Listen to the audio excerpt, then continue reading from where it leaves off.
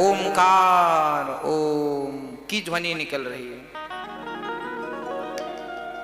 अब विचार करिए कि जब इंसान चींटी के चलने की ध्वनि रिकॉर्ड करने का यंत्र बना सकता है, तो परमात्मा, क्या आप सोच क्या रहे हैं, उसका यंत्र नहीं बना सकते? वो परमात्मा है, वो तो वो है जिसने तुम्हें बनाया है, तो उनके लिए असंभव क्या है? सब कुछ पॉसिबल है, सब कुछ संभव उनके लिए। तो भगवान सबकी जानते हैं, चार्थे सुभिज्ञा, और भगवान स्वानैव राजते इति स्वराट। स्वराट मतलब जिन्हें किसी से प्रकाश लेने की जरूरत ना पड़े, स्वयं प्रकाशित हो, उन्हें स्वराट कहते हैं। भगवान सूर्य और चांद को भी प्रकाश देते हैं, इनसे प्रकाश लेते नहीं हैं। वो भगवान है करोड़ों सूर्य को प्रकट करने वाले। भगवान जो करोड़ों सूर्य को प्रकट करने की सामर्थ्यता रखते हैं, उन्हें भगवान कहते हैं। वो भगवान स्वराट। अच्छा, तेने ब्रह्म हृदयादि कवये, जो ब्रह्मा जैसों की बुद्धि को भी मोहित कर देते हैं, जिनके पास ब्रह्मा जैसों की बुद्धि का भी नियंत्रण है। जो ब्रह्मा जी आदि कवि है ना, सबसे पहले, हाँ, ऐसे ब्रह्मा भी भगवान को जानने में समर्थ नहीं है, असमर्थ हैं। मुह्यंत यत् सूरया, भगवान की भगवत्ता को ब्रह्मा भी जल्दी से समझ नहीं पाते। भगवान सबकी समझ से परे है। अच्छा, भगवान को जानना हो तो कैसे जानेंगे? भगवान को समझना हो तो कैसे समझेंगे? देखिए, भगवान को जानना हो तो वेद बल से नहीं जाना जा सकता है, ज्ञान बल से भगवान को नहीं जाना जा सकता। फिर कैसे जाना जा सकता है? सोई जाने जेहि देहु जनाई, और जानत तुम ही हुई जाए। अर्थात भगवान को जानना हो तो वेद पुराणों से नहीं जाना जा सकता, उनके लिए तो प्रेम के चक्षु चाहिए, भक्ति के चक्षु चाहिए। यदि कोई प्रेमी भगवान से कहे कि प्रभु आप मुझे अपने निज स्वरूप का दर्शन करा दो, तो भगवान उसे कृपा करके सब कुछ दिखा सकते हैं, है ना। प्रेम के बल पर भगवान रीझ जाते हैं। ब्रह्मा भी नहीं जान पाए। यदि भगवान को ब्रह्मा मोहित ना होते तो ब्रजवासी और बछड़ों का हरण क्यों करते? एक बार ब्रह्मा जी भगवान के ब्रजवासी और बछड़ों को चुरा कर ले गए थे कि देखूं ये भगवान है या नहीं। भगवान की परीक्षा ली थी। यदि उन्हें पता होता कि कृष्ण भगवान है तो परीक्षा क्यों लेते? और परीक्षा ली मतलब संदेह था, मतलब भगवान को तो ब्रह्मा भी नहीं जान पाए, इंद्र भी नहीं जान पाए। पानी बरसाया इंद्र ने, उन्हें यही तो लगा था ये सामान्य ग्वाल वाल है, तब तो इंद्र ने पंगा लिया और ब्रह्मा जी ने भी लिया। परंतु भगवान तो वो है जिसे कोई जान नहीं सकता। एक सज्जन ने हमसे कहा, महाराज जी ये बताओ कि भगवान ने ये सृष्टि क्यों बनाई है, संसार क्यों बनाया है? एक गाना भी लोग गाते हैं, दुनिया बनाने वाले ये काहे को दुनिया बनाई, है ना। दुनिया बनाने वाले काहे को दुनिया बनाई, क्या तेरे मन में समाई, ऐसा लोग कहते हैं। क्यों बनाई भगवान ने दुनिया? अच्छा ये बताओ, दुनिया नहीं बनाई होती भगवान ने तो हमें कैसे पता चलता कि, देखो कथाओं में कितना सुख है, भगवान के चिंतन में, भगवान की चर्चा में, भगवान के कीर्तन में, बिहारी जी के दर्शन में, वृंदावन धाम में कितना सुख है, कितना आनंद है। यदि दुनिया नहीं बनाई होती तो बताओ ये सुख हमें कैसे मिलता, है ना। अब किसी ने कहा भाई कंप्यूटर क्यों बनाया गया है? क्यों बनाया गया है? काम को सरल करने के लिए कंप्यूटर बनाया गया है। काम को सरल करने के लिए ना बनाया गया है। भाई मशीन क्यों बनाई गई है? काम को तेजी से और आसान करने के लिए मशीन बनाई गई है। उसी प्रकार ये संसार बनाया गया है। अच्छा, अब ये प्रश्न खड़ा हुआ कि जब संसार नहीं था तब हम सब कहां थे? तब कहां थे हम जानते हो?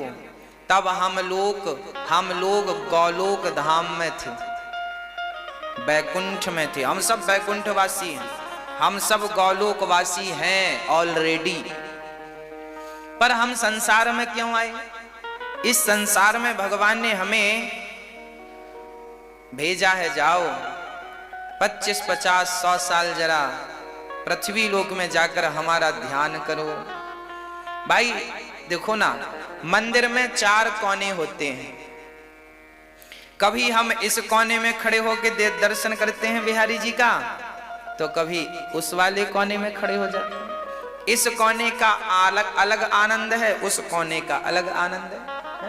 कभी कभी सामने खड़े हो जाते, सामने से देखेंगे आज ठाकुर जी को। जगन्नाथ मंदिर कभी गए आप लोग? जगन्नाथ भगवान को आप सामने खड़े होकर देखेंगे तो देख ही नहीं पाएंगे। केवल जगन्नाथ भगवान का मंदिर ही ऐसा है कि वहां जगन्नाथ भगवान को बाहर से यदि आप सामने खड़े होकर देखेंगे तो देख ही नहीं पाएंगे। फिर कहां से देखना पड़ता है? थोड़ा किनारे से, इस तरफ से, है ना? दरवाजे की जो चौखट है, गरुण स्तंभ, जगन्नाथ जी भगवान मंदिर के सामने गरुण स्तंभ है जहां ज्योत जलती रहती है। गरुण स्तंभ के भी पीछे एक दरवाजा है। उस दरवाजे, वो चौखट दरवाजा है ना, दरवाजे के किनारे जाकर के दरवाजे पत्थर में हाथ ऐसे लगा के ऐसे झांक कर देखोगे तब जगन्नाथ जी स्पष्ट दिखते हैं। बीच से देखेंगे तो दिखेंगे नहीं। चैतन्य महाप्रभु ने भी वैसे ही देखा था, पत्थर से चिपक के, तो इतना प्रेम जागा, इतना प्रेम उमड़ा कि उनके हाथ उस पत्थर में धस गए, अर्थात उनके प्रेम से पत्थर पिघल गया था। आज भी वो पत्थर वहां पर है। जिस पत्थर श्री चैतन्य महाप्रभु खड़े थे, वो पत्थर पिघल गया और उनके चरणों के निशान पत्थर पर अंकित हो गए। आज भी वो पत्थर वहां पर है। तो क्या अर्थ है? सामने से नहीं, थोड़ा किनारे से। किनारे से देखने का अपना आनंद है। अच्छा, मंदिर में जब आप अंदर घुस जाते हैं जगन्नाथ जी भगवान के, जब आप गर्भगृह में घुस जाते हैं तब तो फिर वहां और आनंद है। पर वहां धक्का मुक्की ज्यादा है, आप खड़े नहीं हो सकते। आप 1 मिनट मतलब 60 सेकंड खड़े नहीं हो सकते। पीछे वाला जरूर आगे की तरफ कर देगा और आगे वाला फिर इस तरफ कर देगा, चलो बाहर। सब अपना देखो, अंदर के दर्शन में भी आनंद है और बाहर से दर्शन में भी आनंद। उसी प्रकार कभी हम लोग बैकुंठ में रह के भगवान का दर्शन करते थे, उसका भी एक आनंद था। कभी हम गौलोक धाम में रहकर भगवान का दर्शन करते थे, उसका भी एक आनंद था। अब मृत्यु लोक में आकर भगवान ने कहा चलो यहाँ दर्शन करके बताओ तो जाने। यहाँ भगवान हमारे संग लुका छिपी खेल रहे हैं। हम लोगों को भी ना मैया जी, ओ मेरी माँ, हम लोगों के साथ ना भगवान लुका छिपी खेल रहे हैं। आपने कभी खेला है बचपन में लुका छिपी खेला? हमने तो बहुत खेला है। 8-10 लोग इकट्ठे हो जाते थे और 10 छिप जाते थे और एक ढूंढता था। पहला ये, दूसरा ये, तीसरा ये, चौथा ये, पांचवा ये, छठा ये, और उसके देखे बिना किसी ने उसको पकड़ लिया तो फिर वो दाम देगा। हाँ, पकड़ लिया। भगवान का भी कभी मन होता है भक्तों के संग खेलने का। गौलोक धाम में तो साथ साथ थे, बैकुंठ में भी साथ साथ थे। भगवान बोले चलो खेलने चले। अच्छा ये बताओ, आप रहते घर में हैं, सोते घर में हैं, खाते घर में हैं, पर खेलते घर में नहीं है। खेलने के लिए अलग जगह चाहिए बड़ी सी। हम लोग गांव में जाते थे खेलने, जिसका घर खाली हो उसके घर में घुसते थे, उसके घर में खेलते थे। वो भले गाली देता रहे पर खेलेंगे तेरी घर में है।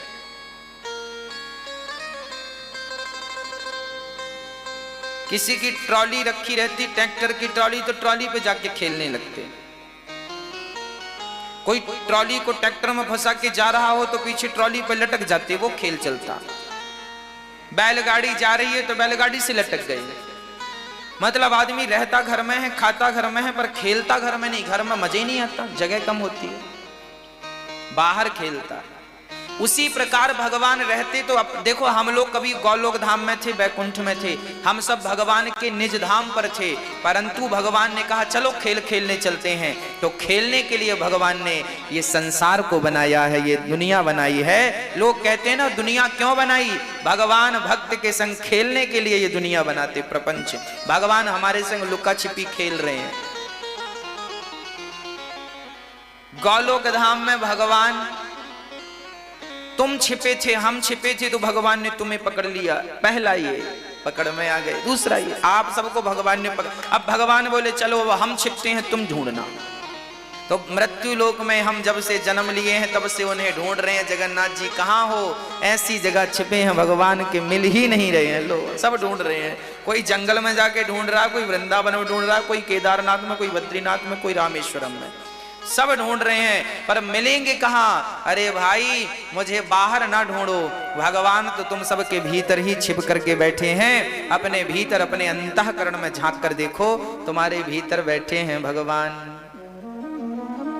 ये संसार भगवान ने इसलिए बनाया है कि यहाँ भक्त के साथ भगवान रमण कर सकें, खेल सकें। और भक्त हमसे कितना प्रेम करता है।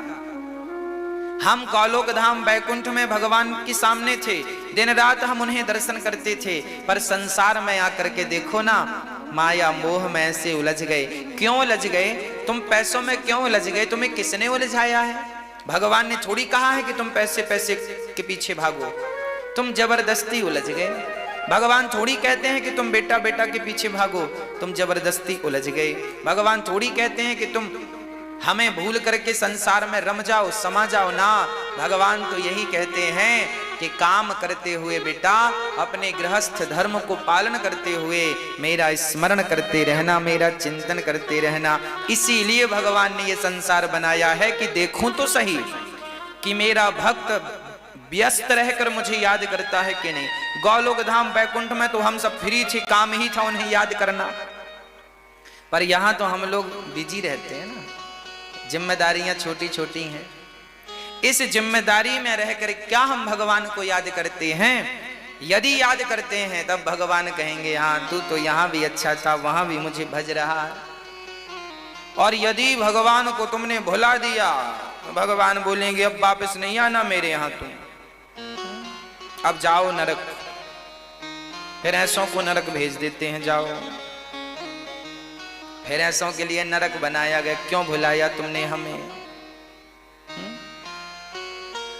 भाई बच्चा माँ की उंगली छोड़कर मेला में गुम हो जाए तो माँ बहुत ढूंढती है, कहां गया कहां गया कहां, और मिल जाए तो पहले सीने से लगाएगी और फिर गाल में 4-6 चिपकाएगी, कहां चला गया उंगली छोड़कर, कहां गया। ऐसे ही भगवान भी करते हैं। संसार में तुम्हें भेजा है, अब तुम भगवान की उंगली छोड़ करके दुनिया की दुकानों में घुस रहे हो, परिवार की दुकान, गृहस्थी की दुकान, पैसों की दुकान, पत्नी की दुकान, यहाँ वहां भटक रहे हो। अब भगवान को मिलोगे ना तो पहले 2-4 थप्पड़ जमाएंगे, कहां चला गया तो उंगली छोड़ के, जा नरक, वहीं तेरे कर्मों का फल तुझे मिलेगा। फिर हम भोग कर शुद्ध होकर फिर आते हैं। तो कोई आपसे पूछे कि भगवान ने संसार क्यों बनाया, तो भगवान भक्त और भगवान दोनों ही अपने आनंद को बढ़ाने के लिए, अपनी लीलाओं को प्रकट करने के लिए ही भगवान ये संसार को बनाते हैं, है ना जी।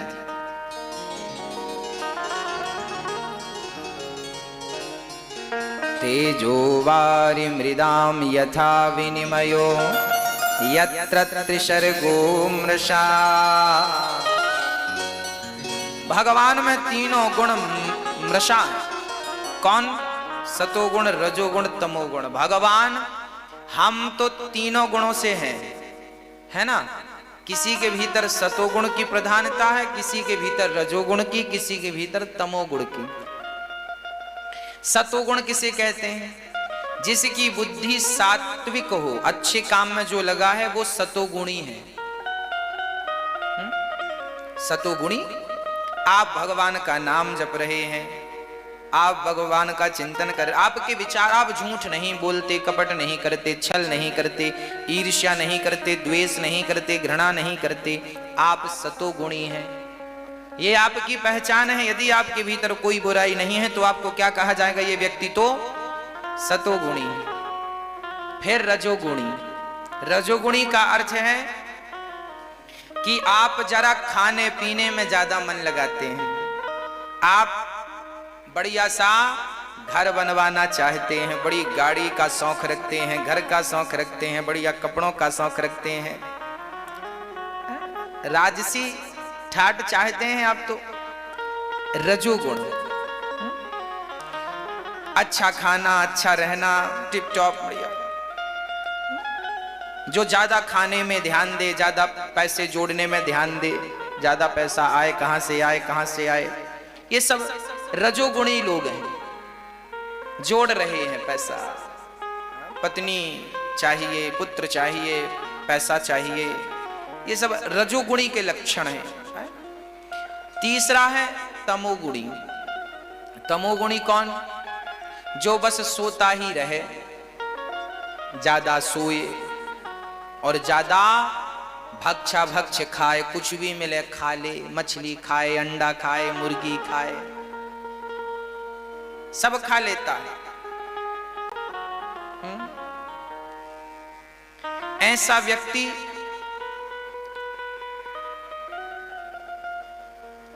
तमोगुणी है, आलसी है, सब खा लेता है। भोग प्रधान जिसका जीवन हो जाए, तमोगुणी है वो। कहते ना बड़ा तमोगुणी है, तामसी व्यक्ति है। चिड़चिड़ापन जिसके भीतर भरा है, गुस्सा जिसके भीतर भरा है, ये सब तमोगुणी के लक्षण हैं।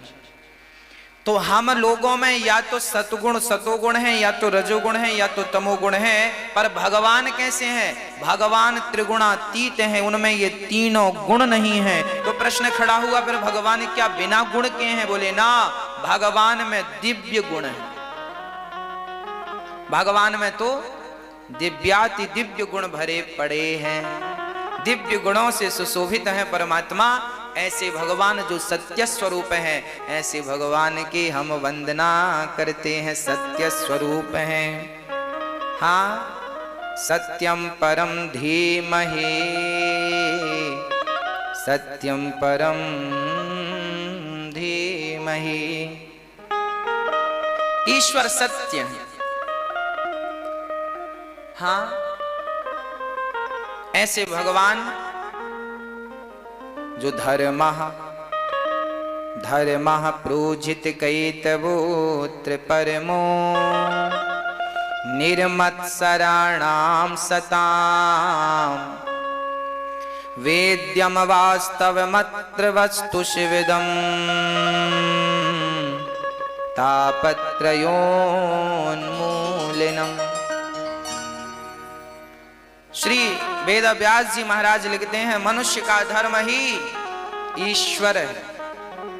धर्म क्या है?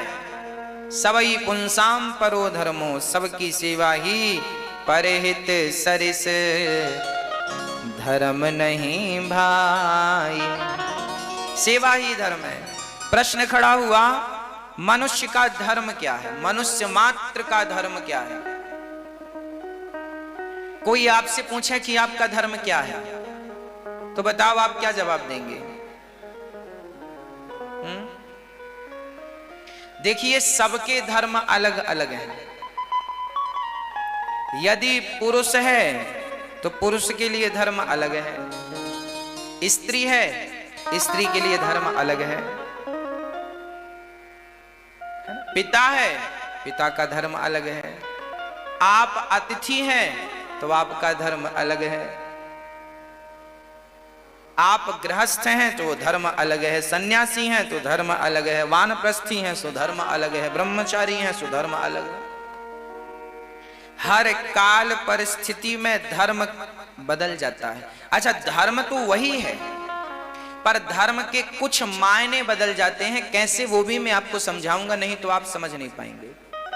देखिए, जैसे स्त्री का धर्म है, स्त्री का धर्म है एक ही धर्म, एक व्रत नैमा, काय वचन मम पति पद प्रेमा।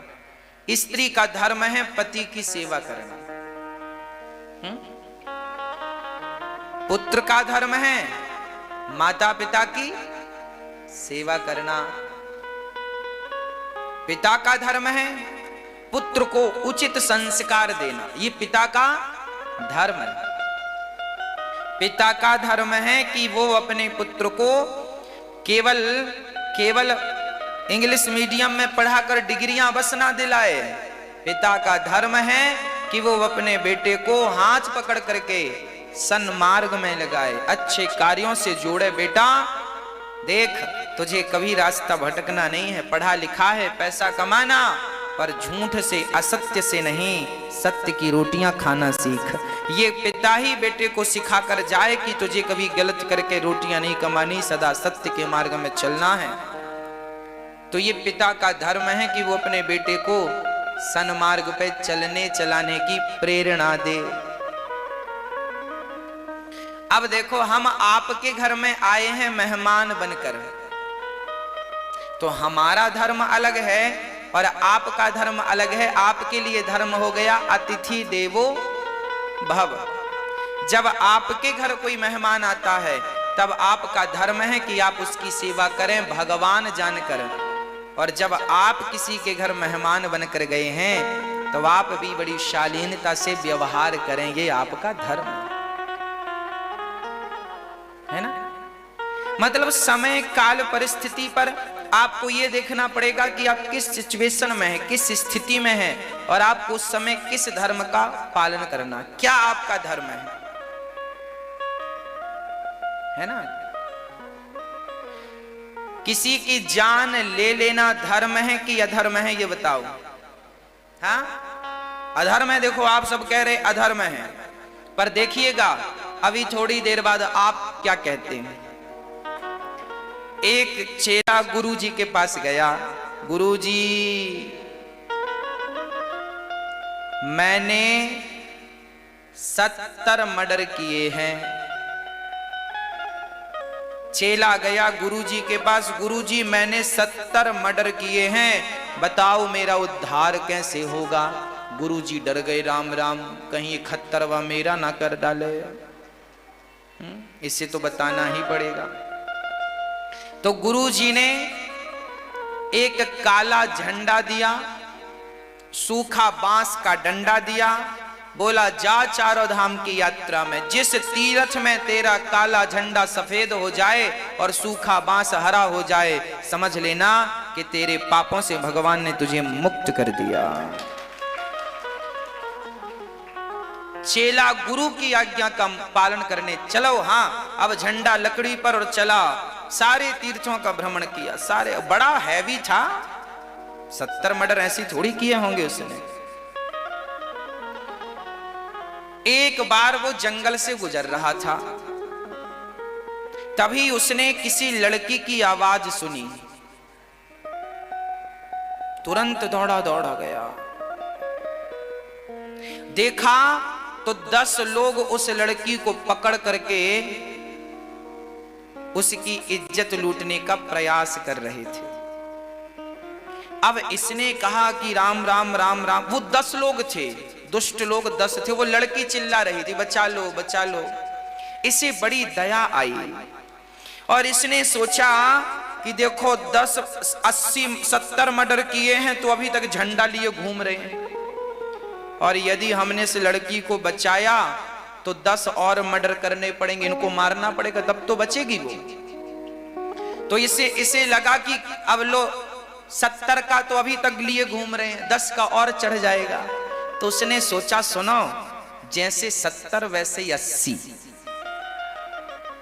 उसने वहां मोटी सी लकड़ी उठाई और बड़ा दमदार था, उसने एक एक लकड़ी जमाई, लोगों ने लड़ाई, वो 10 थे ना, 10 को उसने मिट्टी पे मिला दिया और उस लड़की की रक्षा के लिए 10 से लड़ गया और 10 को मार डाला और मारकर उसको लड़की को बंधन से खोलकर कहा, बेटी बता तू कहाँ की है, मैं तुझे कहाँ छोड़कर आऊं। उसने कहा, धन्यवाद आपका, मैं चली जाऊंगी, पास के गांव में रहती हूँ, ये दुष्ट मुझे पकड़ कर ले आए थे, भगवान आपका भला करे। आशीर्वाद देकर वो लड़की वहां से गई और इसने जब अपने बांस को देखा और झंडे को देखा तो झंडा सफेद हो गया था और बांस भी हरा भरा हो गया था। दौड़ा दौड़ा गुरुजी के पास गया, गुरुजी चमत्कार हो गया। गुरुजी ने कहा, बेटा तेरा झंडा और तेरी लाठी तो हरी हो गई, बोल कौन से तीर्थ में नहाया। तो बोला, गुरुजी जैसे ही 70 वैसे ही 80 तीर्थ में नहाया, सो मेरा काम बन गया। जैसे 70 वैसे ही, अब 70 तो है ही पाप लगा, 80 और ना सही। तो जैसे 70 वैसे ही 80 तीर्थ में नहाया, सो झंडा ठीक हो गया। गुरुजी ने कहा, क्या बोल रहा है।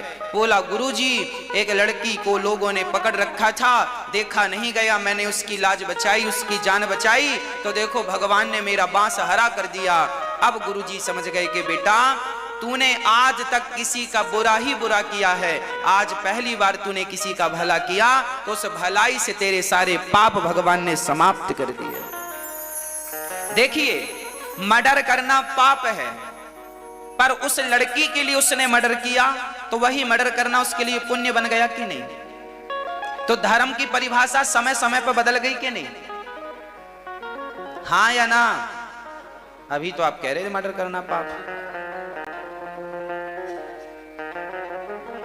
सत्य के लिए अपनी बाजी भी लगा देना धर्म है। दुशासन ने भरी सभा में जब द्रौपदी के केस पकड़े थे, उस समय उस दुशासन को मार देना ही धर्म था, पर उस दुशासन को ना पितामह ने मारा, ना गुरु द्रोणाचार्य ने मारा, ना पांडवों ने मारा, ना धृतराष्ट्र ने मरवाया। मार देना ही धर्म था। शकुनी को मार देना ही धर्म था, दुर्योधन को मार देना ही धर्म था। एक दुर्योधन मर जाता तो महाभारत के विनाश से लाखों लोग बच जाते। एक के मर जाने से लाखों बच रहे हैं, तो एक को मार देना ही तो धर्म है। बोलो, एक को मार देना धर्म है। इसलिए उस एक व्यक्ति को मार देना चाहिए जिस व्यक्ति से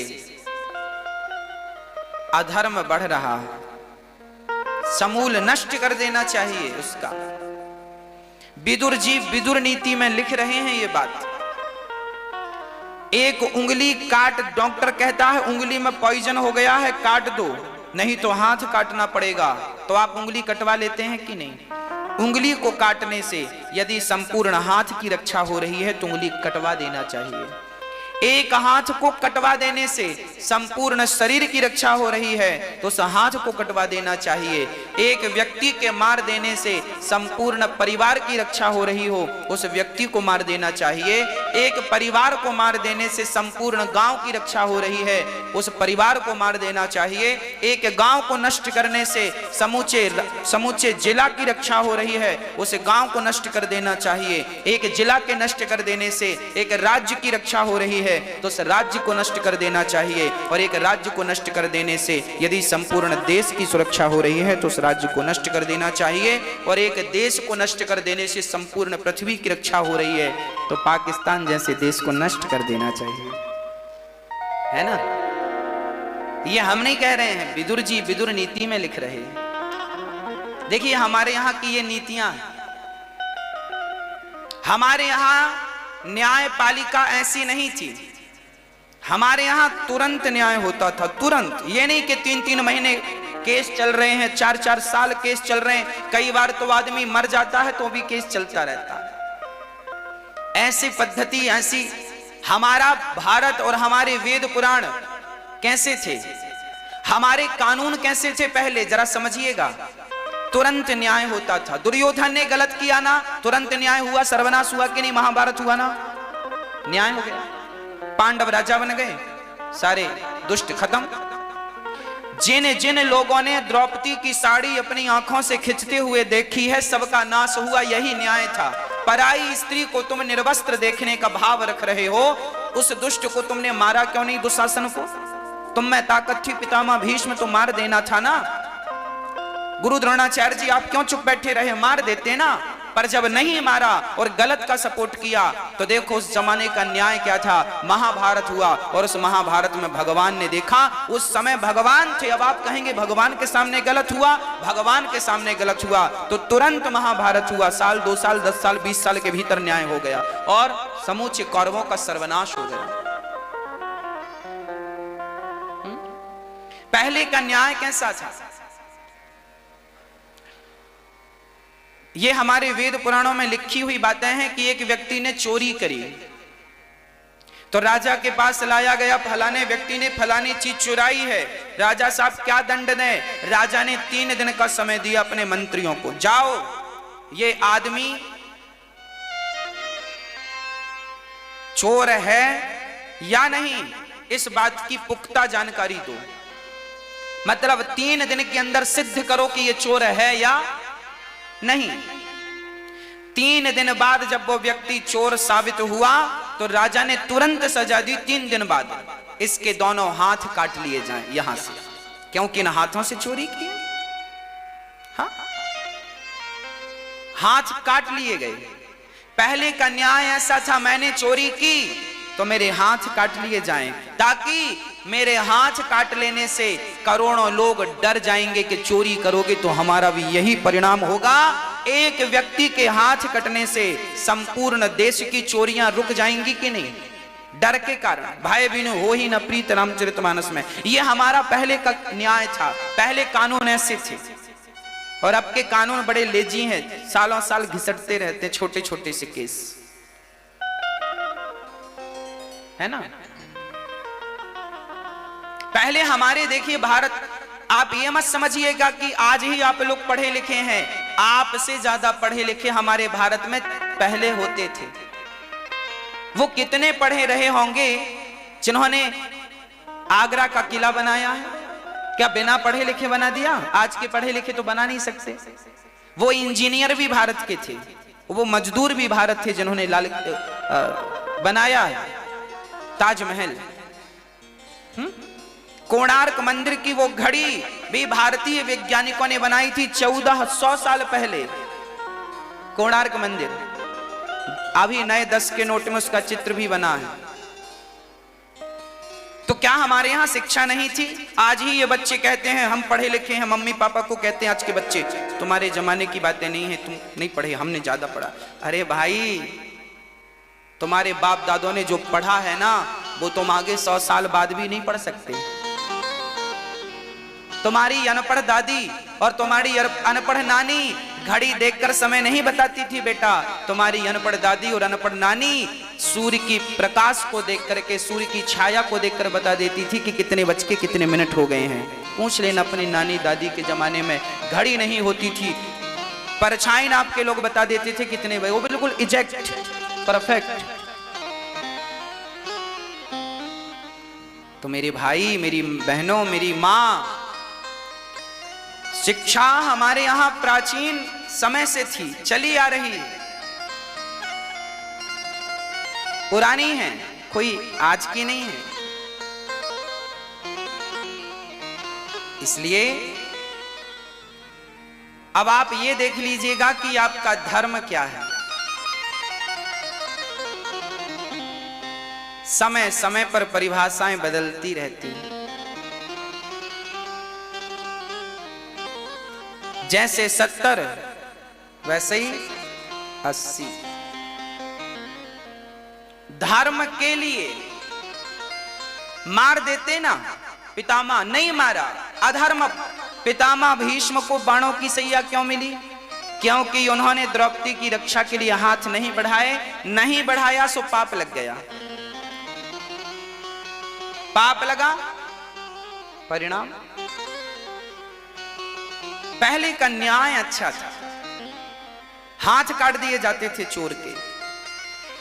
मैंने पढ़ा, आपने श्रवण का नाम तो सुना ही होगा, श्रवण का नाम तो जानते हैं ना आप? श्रवण को तो जानते हैं, पर आप शायद श्रवण के माता पिता को नहीं जानते। आज हम आपको बताएंगे कि श्रवण के माता पिता कौन थे। श्रवण के माता पिता अयोध्या वासी थे। श्रवण के जो पिता थे ये एक साहूकार थे, सेठ, ब्याज से पैसे देते थे, किराने की दुकान थी। इनके घर पर एक महिला झाड़ू पोंछा करने आती थी। घटना अयोध्या। ये श्रवण के माता पिता हैं, जरा बहुत ध्यान से सुनिएगा। एक सेठ जी थे, सेठ जी के यहाँ एक स्त्री आती थी झाड़ू पोंछा करने, तो सेठ जी उस स्त्री को देखते रहते थे और वो स्त्री भी सेठ को देखती थी। दोनों एक दूसरे को देखे और दोनों में प्यार व्यार हो गया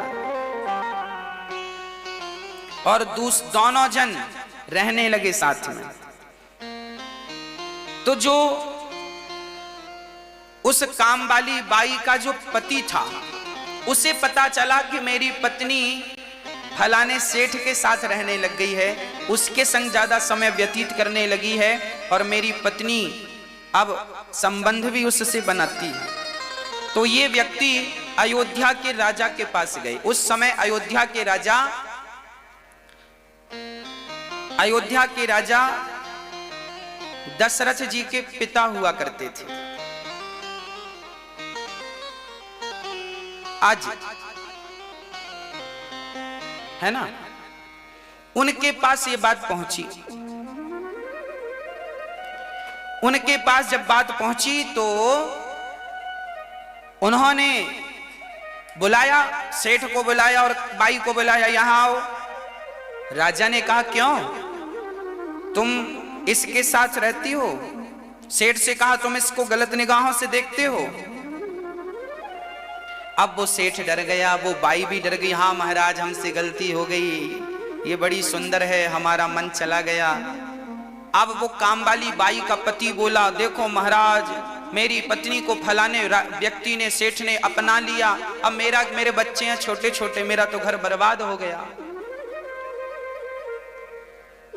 जब इनका अपराध इन्होंने स्वीकार कर लिया तब राजा ने दंड दिया। अब बताओ ऐसों को क्या दंड मिलना चाहिए? तब राजा ने आज्ञा दी कि इन दोनों ने ये गलती इसलिए की है क्योंकि इन दोनों ने एक दूसरे को देखा है, इसलिए दोनों की आंख फोड़ दी जाए, यही इनका दंड है। तो राजा ने उस बाई की और उस सेठ की आंख फोड़वा दी। ये तो न्याय हो गया। क्या हो गया? ये न्याय।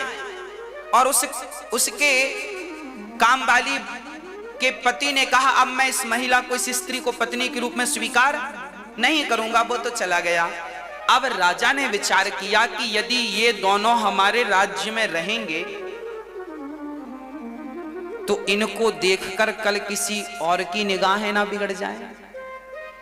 इसलिए राजा ने उन दोनों अंधा अंधी को अपने राज्य से निकालकर बहुत दूर भिजवा दिया, जंगल में। जाओ, दोबारा राज्य की सीमा में दिखाई मत पड़ना, नहीं तो मृत्यु दंड देंगे। तुम जैसों का दर्शन कोई करेगा तो कहीं उसकी बुद्धि भ्रष्ट ना हो जाए। देखिए न्याय क्या था। कहीं एक आदमी के कारण पूरा समाज ना बिगड़ जाए, इसलिए दंड क्या था पहले के जमाने में, क्या न्याय था। राजा ने वहां से विदा कर दिया। अब वो दोनों जंगल में रहने लगे, एक कुटिया बनाकर सरयू नदी के तट पर। चूंकि सरयू घाघरा के नाम से जानी जाती है, पहले तो जंगल में से वो नदी बह रही थी, वहां रहने लगे। अब सेठ और ये बाई दोनों का मन शुद्ध हो गया। इन्हें बड़ा पश्चाताप हुआ कि राम राम, हमने कितना बड़ा अपराध किया। इन्हें अपनी गलती समझ आई और दोनों अब पति पत्नी की तरह रहने लगे और भगवान में मन लगा लिया। और जब भगवान में मन लगाया, निष्काम भाव से जब भगवान की भक्ति की, तो भगवान की भक्ति के बल पर भगवान ने इनके अपराध को माफ कर दिया और इनके द्वारा, वो सेठ के द्वारा वो बाई गर्भवती हो गई और उसके गर्भ से एक बालक पैदा हुआ जिसको आप और हम श्रवण कहते हैं। श्रवण कहते हैं। फिर श्रवण अपने माता पिता की सेवा करने लगे। श्रवण का विवाह हुआ तो श्रवण की पत्नी अपने अंधा अंधी को महेरी खवाया करती थी। महेरी जानते हैं? छाछ जानते हैं? छाछ, मही, मट्ठा, छाछ। छाछ में चावल डाल दो, थोड़ा सा नमक डाल दो और उसे पका करके खा लो, उसे महेरी बोलते हैं। तो जो श्रवण की पत्नी थी वो अपने अंधा अंधी को छाछ में चावल पका करके खवाती थी और अपने पति को दूध में चावल पकाकर मतलब खीर खवाती थी। अच्छा, दोनों दिखने में एक से दिखते थे। तो श्रवण के माता पिता सामने ही बैठ के खट्टी खीर खाते थे और ये मीठी खीर खाते थे। एक दिन श्रवण के माता पिताजी की थाली की जो खट्टी वाली खीर थी महेरी, वो ज्यादा गर्म थी, तो श्रवण ने पिता की थाली स्वयं ले ली और अपनी थाली पिता को दे दी। तो अब जब पिता ने खीर खाई तो पिता ने कहा, बेटा श्रवण, आज घर में कोई उत्सव है क्या? बोले, पिताजी उत्सव तो नहीं है। क्यों? बोले, आज घर में खीर क्यों बनी है? श्रवण ने कहा, पिताजी खीर तो रोज बनती है। ना बेटा, मैं तो आज पहली बार खीर खाया हूं। अब श्रवण ने पिता की थाली जब उठाकर चेहवा पे रखी तो खट्टी थी, दिखने में सेम थी एक सी, पर स्वाद में अंतर, एक खट्टी एक मीठी। तब श्रवण अपनी पत्नी के पास गया तो उसने एक ऐसा घड़ा, ऐसा बर्तन बनवाया था कि जिसका मुंह तो एक था पर पेट दो थे। एक तरफ वो मही छाछ पकाती थी चावल के संग और एक तरफ दूध पकाती थी चावल के संग शक्कर मिश्री डालकर। एक ही बर्तन में 2 आइटम बनाती थी।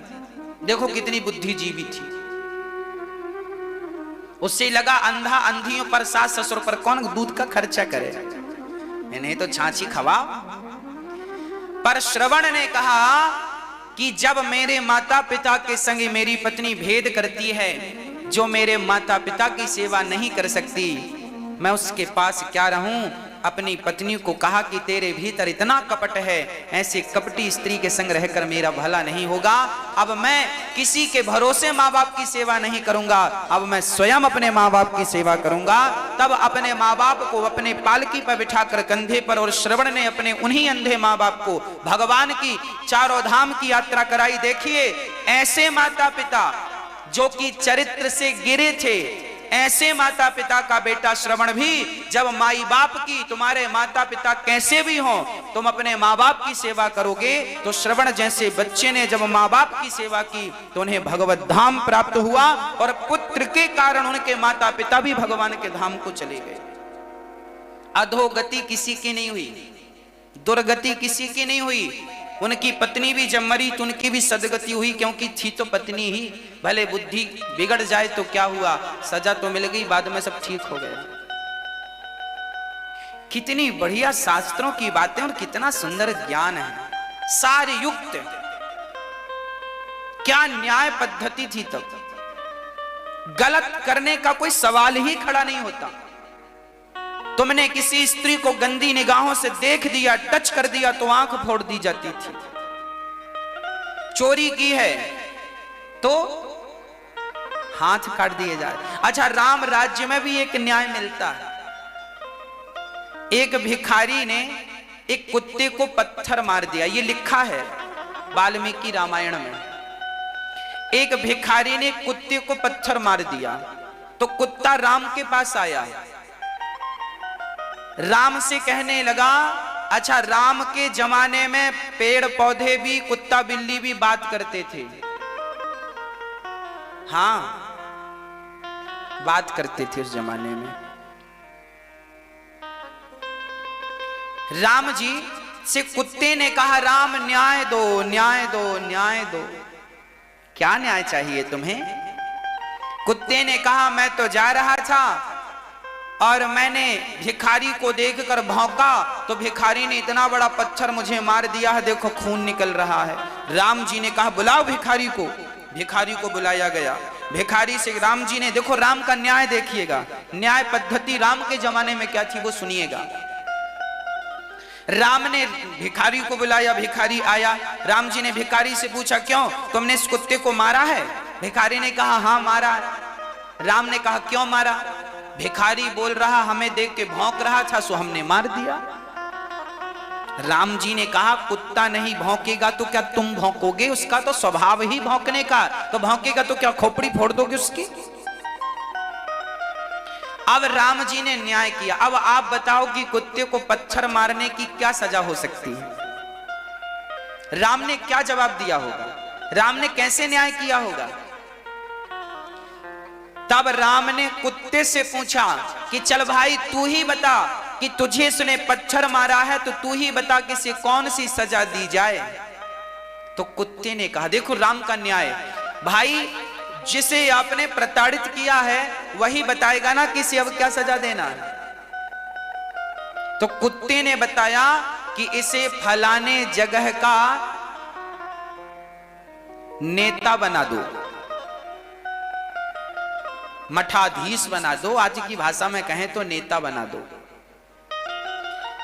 राम जी बोले, अरे भाई कुत्ते, तुमने तो इसे नेता बना दिया, अब ये तो और चकाचक हलवा पूड़ी खाएगा, इसे सजा छोड़ी दी है तुमने। तब कुत्ता बोला, राम जी आज मैंने इसे जो नेता बनाया है ना, पिछली बार मैं भी वहीं का नेता था, पर नेता बनकर मैं दूसरों का हक खाता रहा, दूसरों का अधिकार खाता रहा, दूसरों के नाम पे पैसे आए तो खुद खा लिया, खाता रहा, तो मैं पाप के कारण कुत्ता बना। और ये भी जब नेता बनेगा, उस पद पर पहुंचेगा तो ये भी पाप करेगा, और पाप करेगा तो फिर ये भी कुत्ता बनेगा, और जब ये कुत्ता बनेगा तो फिर इसकी खोपड़ी में कोई पत्थर मारेगा, तब मेरा बदला पूरा हो जाएगा। इसलिए अभी इसे नेता बनाओ, बाद में अपने से फिर कुत्ता बन जाएगा। क्योंकि जो व्यक्ति गलत करता है, जो व्यक्ति गलत करता है उसे तो फिर भोगना ही पड़े, गलत ना करे तो फिर बनने की जरूरत ही नहीं है। अब देखिए, राम के राज्य में कुत्तों को भी न्याय मिलता था, तो जिनके राज्य में कुत्तों को न्याय मिलता था उनके राज्य में प्रजा कितनी सुखी रही होगी आप कल्पना कर सकते हैं। इसलिए आज तक हम लोग राम राज्य की कामना करते हैं, कल्पना करते हैं, क्योंकि राम के राज्य में कुत्तों को भी न्याय मिलता था। और आज के जमाने में आदमियों को, इंसानों को न्याय नहीं मिलता। हाँ, छोटे छोटे बेटियों के साथ गलत हो जाता है। अभी देखा होगा, पिछली बार किसी एक डॉक्टर बेटी थी, उसके साथ 3-4 लोगों ने उसको अपहरण करके उसके साथ गलत किया था, तो पुलिस ने स्पॉट पे ही उन्हें ठोक दिया था, बंदूक गोली मार दी थी। तो उस पर भी हमारे भारत में राजनीति होने लगी, क्यों मार दिया? अब सोचो कि हमारे भारत में ऐसे लोग भी पाए जाते हैं कि जब उनका इल्जाम सिद्ध हो गया कि इन्होंने ही गलत किया है तो उन्हें गोली से मार देना क्या गलत था, पर लोग यहाँ उसका भी विरोध कर रहे थे, क्यों कर दिया? तो ऐसे लोग भारत में पाए जाते हैं। अब न्याय तो यही था कि तुमने गलत किया है सो तुरंत मरो, कहां लटके रहोगे कोर्ट कचहरी में, फालतू पैसा खर्च होगा सरकार का तुम्हारे चक्कर में। एक बार तुमने किसी को, उन्होंने आग लगा दी थी, उस लड़की को मार करके आग लगा दी थी, तो उन्हें बिल्कुल गोली से मारना ठीक न्याय था। कुछ पुलिस वालों ने मार दिया था, बहादुरी का काम किया था, पर कुछ नेताओं को वो पसंद नहीं आई थी बात। अब देख लो, हमारे यहां न्याय पद्धति अच्छी थी, गलत होए तो सजा तुरंत, इससे क्या होगा? डर पैदा होगा। और हमारे भारत में यही नहीं है। अरे भाई, जब किसी बेटी के साथ गलत हो तो क्या करना चाहिए? उन अपराधियों को चौराहे पर फांसी पर लटकाया जाए, कैमरा के सामने सारी दुनिया में टेलीकास्ट हो, ताकि ताकि ताकि एक डर पैदा हो कि देखो ये ऐसे मरे हैं तो कहीं हम भी ऐसे ना मरें। इसलिए एक डर पैदा होगा, गलत काम के प्रति डर पैदा होगा, तब ये गलत हरकत रुकेगी। नहीं तो तुमने सालों साल, अब बताओ दामिनी के अपराधियों को कई साल लग गए, तब कहीं जाकर फांसी की सजा हुई। लगभग 10 वर्ष के बाद, 10 वर्ष लग गए थे। अब बिल्कुल जानकारी थी कि यही गुनहगार हैं, पर सोचो कि जिन लोगों ने एक लड़की के साथ गलत किया, उसे मार डाला, उन्हें फांसी तक पहुंचाने में भारत को 10 साल लग गए। ये कानून है। यहां पे किसे न्याय ठीक से मिलता है भाई? इतनी देर, यदि देर बाद न्याय मिले तो ये भी तो अन्याय है। अरे सही समय पर न्याय ना मिले तो वो न्याय भी अन्याय है। का बरसा जब कृषि सुखानी, न्याय तो तुरंत होना चाहिए ना, अधिक से अधिक 6 महीने के भीतर न्याय। ऐसी हमारे यहां थी, हमारे यहां बड़ा सा बड़ा केस हो तो महीने भर में निपट जाता था, राजा महाराजाओं के जमाने में। अरे अब कम से कम चलो अधिक से अधिक 6 महीने ले लो, साल भर ले लो, बस 10 साल लगेंगे तो कैसे काम बनेगा? लोग तो वो भूल ही जाते हैं कि सजा इसे किस बात की मिल रही है, तब तक तो वो केस ही पुराना हो गया। इसलिए न्याय पद्धति और स्ट्रांग होनी चाहिए, गलत को बिल्कुल छोड़ा ना जाए, तब हमारा भारत जाकर के विश्व गुरु बनेगा, जो कि ऑलरेडी था। कब बनेगा? जब न्याय पद्धति अच्छी होगी। न्याय अच्छा होगा तो डर होगा, डर होगा तो लोग गलत नहीं करेंगे। ये बात तुलसीदास जी लिख रहे हैं। विनय न मानत जलधि जड़, गए 3 दिन बीत, बोले राम सकोप तब, भय बिनु होहि ना प्रीत। भय बिनु होहि न प्रीत, भय के बिना प्रीति नहीं होती। इसलिए भय जरूरी है, भय का वातावरण जरूरी है। बच्चों को भी माँ बाप का भय होना चाहिए। जो बच्चे माँ बाप से निर्भय हो जाते हैं वही बच्चे रास्ता भटक जाते हैं, और जिनको माँ बाप का भय होता है वो कभी रास्ता नहीं भटकते, याद रखिएगा। बच्चों पर भी माँ बाप का भय बना रहना चाहिए। 2-4 जमाते रहो, आंख दिखाते रहो, ताकि आपका भय बच्चों को बना रहे, नहीं बिगड़ जाएंगे। मनुष्य का धर्म क्या है? अंत में सार यही निकला कि सेवा ही मनुष्य का धर्म है। गोस्वामी जी लिख रहे हैं, परहित सरिस धर्म नहीं भाई। और धर्म की एक व्याख्या गोस्वामी जी और गोस्वामी जी ने धर्म की 3 व्याख्याएं की। पहली व्याख्या गोस्वामी जी लिख रहे हैं, परहित सरिस धर्म नहीं भाई, पर पीड़ा सम नहीं अधमाई। दूसरी व्याख्या, धर्म न दूसर सत्य समाना, आगम निगम पुराण बखाना। तीसरी, सत्य ही धर्म है, ये दूसरी व्याख्या गोस्वामी जी तीसरी लिख रहे हैं। दया धर्म का मूल है, पाप मूल अभिमान, तुलसी दया न छोड़िए, जब तक घट में प्राण। दया धर्म का मूल है, पाप मूल अभिमान तुलसी दया न छोड़िए, दया ही मनुष्य मात्र का धर्म है। इसलिए दया का भाव सदा हृदय में बना रहे, दया नहीं छोड़नी चाहिए। तुलसी दया न छोड़िए जब तक घट में प्राण।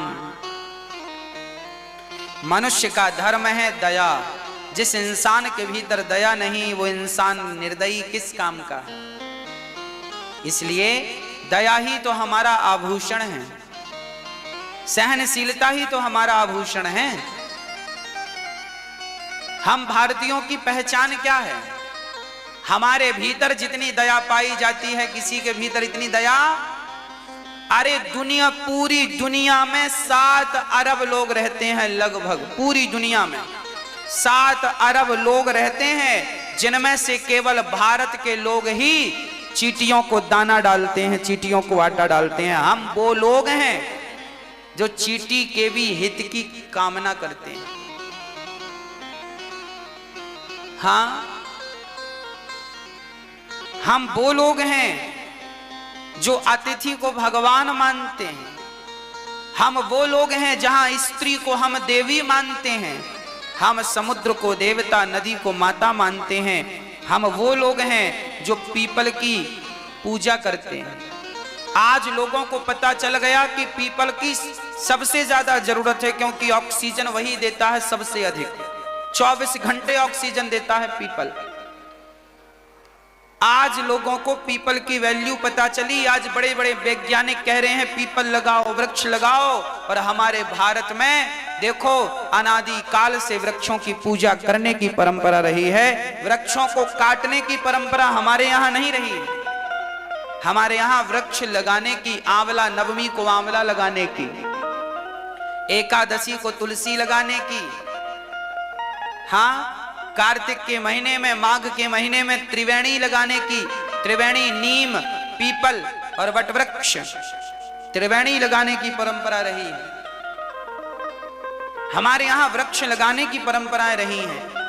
पर आज के साइंस ने इतनी तरक्की की कि साइंस की तरक्की के कारण प्रकृति को सबसे बड़ा नुकसान उठाना पड़ा। आज वृक्ष कम गए, किन के कारण? बड़ी बड़ी सड़कें जब बनती हैं तो लाखों पेड़ काट दिए जाते हैं कि नहीं? चलो सड़क जरूरी है, लाखों पेड़ यदि सड़क बनाने में काटे जा रहे हैं तो सरकार को बिल्कुल स्पष्ट कहना चाहिए कि जितने पेड़ तुम काट रहे हो इतने लगा के भी दो। ये भी साइन होना चाहिए। पर आज आपने देखी बड़ी बड़ी हाईवे बन गई, अच्छी बात है, हाईवे बनने चाहिए, देश की तरक्की हो। परंतु जितने पेड़ हाईवे बनाने में काटे गए, क्या उतने पेड़ अब हाईवे के किनारे मिलते हैं?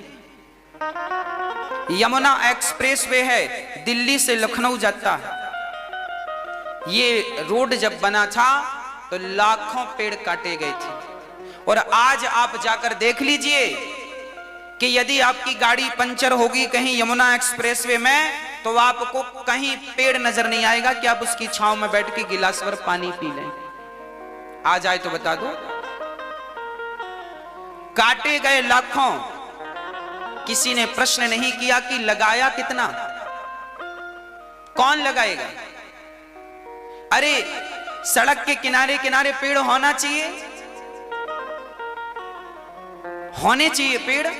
हर सड़क के किनारे पेड़ होना चाहिए, हर रास्ते में वृक्ष होना चाहिए। ये सरकार की जिम्मेदारी है, ये उनकी जिम्मेदारी है जो रोड बनाने का ठेका लेते हैं और टोल टैक्स के नाम पे बहुत पैसा वसूलते हैं। उन लोगों को सरकार ये जिम्मेदारी क्यों नहीं देती कि तुम टोल टैक्स का पैसा तो लेने बैठ जाते हो, पर वृक्ष लगाने क्यों नहीं बैठते? वृक्ष भी लगाओ, काटे हो तो। जिम्मेदारियां बांटनी पड़ेंगी, तब कहीं जाकर के देश सफल होगा। ओजोन परत पर छेद हो गया, किसकी बदौलत हुआ? सामान्य व्यक्ति की बदौलत तो नहीं हुआ। वैज्ञानिकों के बड़े बड़े यंत्रों ने इतना प्रदूषण किया कि ओजोन परत पर छेद हो गया। अधिक विकास, व्यर्थ चीजों का विकास विनाश की ओर ले जा सकता है। इतने परमाणु बने हैं पूरी दुनिया में कि 7 बार पूरी पृथ्वी समाप्त की जा सकती है। अमेरिका के पास, हिंदुस्तान के पास, पाकिस्तान के पास, चाइना के पास, जापान के पास, टोटल पूरे मुल्क में, पूरी दुनिया में, पूरे ब्रह्मांड में जितने देश हैं, इतने परमाणु ऑलरेडी बन चुके हैं कि वो सारे फोड़ दिए जाएं तो 7 बार पृथ्वी का विनाश हो जाएगा। 7 बार। अब बताओ, 7 बार पृथ्वी का विनाश हो जाएगा। क्या इतने परमाणुओं की जरूरत थी? क्या इतने परमाणुओं की जरूरत थी? नहीं। फिर भी बने कि नहीं बने? इनकी जरूरत नहीं थी। जो भी वैज्ञानिकों ने बनाया, परमाणु की क्या जरूरत थी? ऐसी खोज क्या करनी थी जिसके कारण पूरा देश समूल नष्ट हो जाए? ना, ऐसी तरक्की। अब कहने में तो यही आता है कि चाइना कुछ और बना रहा था और कोरोना वायरस बन गया, तो आखिर नुकसान तो पूरी दुनिया का हुआ ना। सबका नुकसान हुआ कि नहीं इस कोरोना से? कई लोग तो मारे गए बेचारे, भूख प्यास से मर गए। तो ऐसी रिसर्च करो ही क्यों जो प्राणी मात्र का सर्वनाश करने पर तुली हो। क्या करेंगे फिर सड़कें बना करके जब इंसान ही चलने वाला नहीं बचेगा? क्या करोगे ऐसी संरचना करके जब उसे भोगने वाला ही कोई नहीं बचेगा?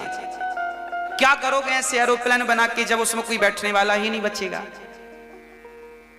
याद रखना, साइंस जितनी भी चीजें बनाती हैं उन सब की शोभा आपसे और हमसे है, इंसानों से। इंसान बचेगा तो सब रहेगा, इंसान ही नष्ट हो जाएगा। तुम्हारी टेक्नोलॉजी के कारण तो फिर भोगेगा कौन उसको? इसलिए यदि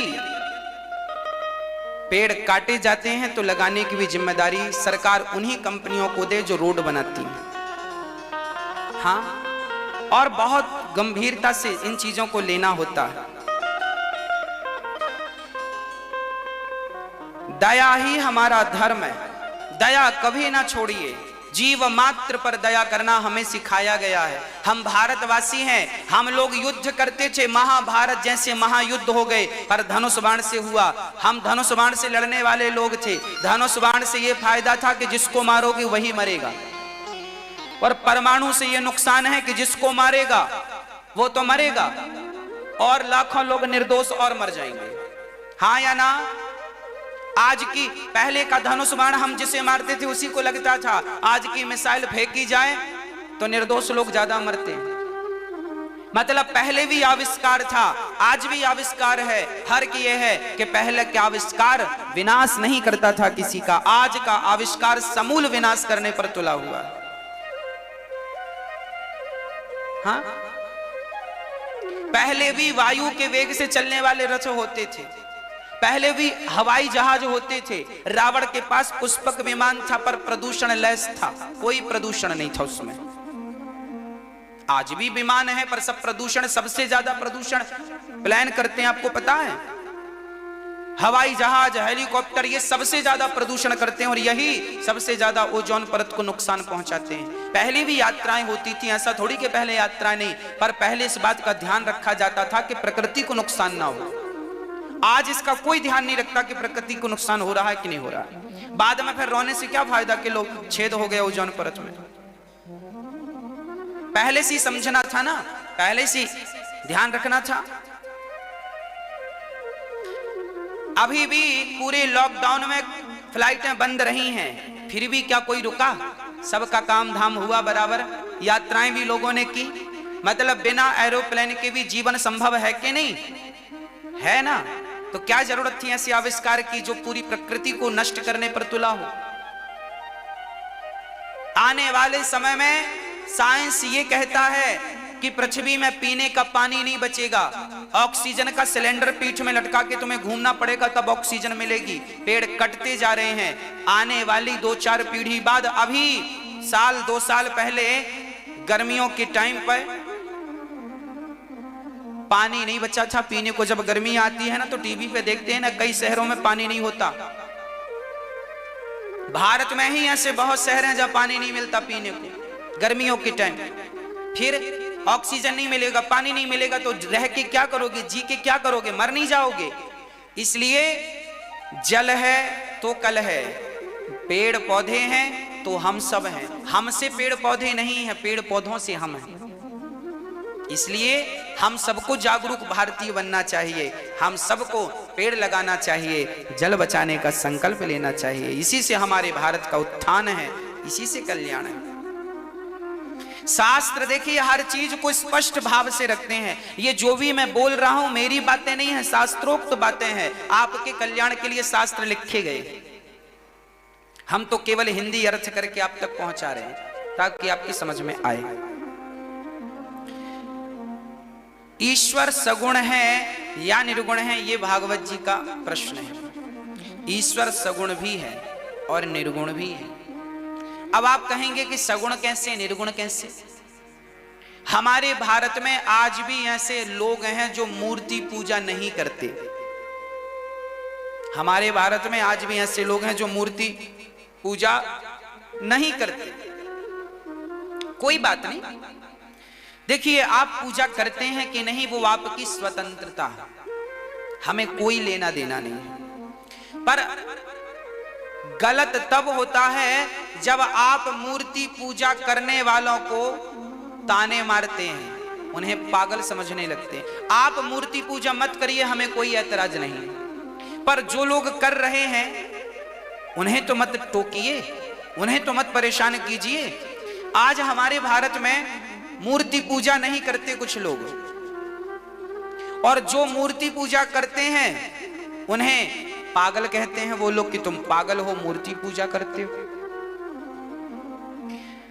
तो जरा आपको कोई मिले जो मूर्ति पूजा को नहीं मानता हो, वो जब आपको कभी मिले और कभी बात प्रसंगवश चले तो मेरी बात जरूर सुनवाइएगा उस भाई को। देखिए मूर्ति पूजा क्यों जरूरी है वो मैं आपको समझाता हूं। जो आदमी कहे कि तुम क्यों मूर्ति, अच्छा वो लोग कहते हैं कि हम मूर्ति पूजा नहीं करते, भगवान तो निराकार है, सब जगह उपस्थित है, तो फिर मूर्ति की पूजा क्यों? अब उनसे ये कहो कि भाई जब भगवान सब जगह उपस्थित है, कण कण में है, तो मूर्ति पूजा, मूर्ति में भी तो भगवान ही है। जब कण कण में है तो मूर्ति तो कण कण से बाहर नहीं है ना? कण कण में तो वो भी आ गई ना। पर वो लोग कहते हैं कि मूर्ति पूजा क्यों करते हो, भगवान तो कण कण में। अब उन्हें कौन समझाए कि कण कण में यदि भगवान है तो मूर्ति भी कण से बाहर थोड़ी है, वो भी तो कण है, उसमें हम भगवान देख रहे हैं, तो क्या नुकसान है भाई, क्या गलत